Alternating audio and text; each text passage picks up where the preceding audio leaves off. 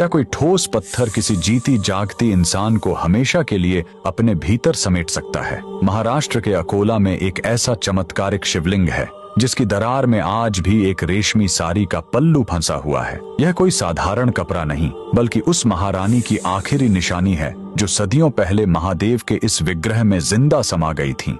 आखिर उस काली आधी रात को ऐसा क्या हुआ था जिसने ब्रह्मांड के स्वामी को यह असंभव चमत्कार करने पर मजबूर कर दिया? इस मार्मिक गाथा की शुरुआत होती है अकोला के राजा अकोल सिंह और उनकी परम भक्त महारानी से। रानी का हृदय राजसी सुखों में नहीं बल्कि महादेव के चरणों में बसता था, पर पहरेदारों और राजसी तामझाम के बीच उन्हें एकांत में पूजा का समय नहीं मिल पाता था। इसीलिए रानी ने एक गुप्त संकल्प लिया। हर रात ठीक 12 बजे, जब सारा संसार सो रहा होता, वे नंगे पैर चुपचाप महल से निकलकर शिव मंदिर जाने लगीं।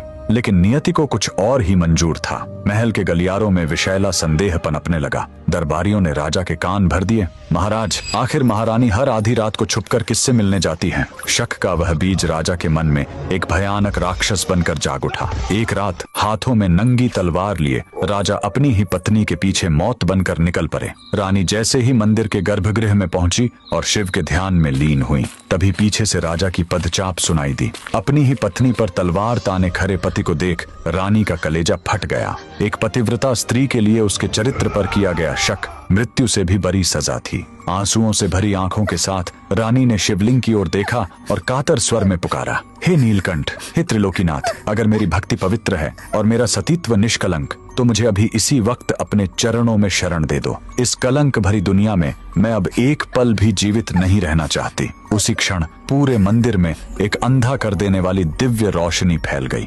देखते ही देखते वह विशाल और ठोस पत्थर का शिवलिंग गर्जना के साथ 2 हिस्सों में विभक्त हो गया। महादेव ने अपनी भक्त के लिए अपना हृदय खोल दिया। रानी हमेशा के लिए उस शिवलिंग के भीतर समा गई। राजा जब तक अपनी भूल समझ पाता और रानी को रोकना चाहता, वह पत्थर फिर से झुर चुका था। लेकिन महादेव ने दुनिया को प्रमाण देने के लिए रानी की साड़ी का एक पल्लू उस दरार के बाहर ही छोड़ दिया। राजा जीवन भर उस चौखट पर अपनी भूल का प्रायश्चित करता रहा, पर रानी अब महादेव की हो चुकी थी। आज भी अकोला का यह राजराजेश्वर मंदिर उस अमर भक्ति का गवाह है। वह साड़ी का टुकड़ा आज भी उस पत्थर में दबा हुआ है, जो हमें याद दिलाता है कि जब पूरी दुनिया हाथ छोड़ देती है, तब महादेव अपने भक्त का हाथ थाम लेते हैं। अगर महादेव के इस न्याय ने आपके हृदय को छुआ है, तो कमेंट्स में पूरी श्रद्धा से जय राजराजेश्वर महादेव जरूर लिखें।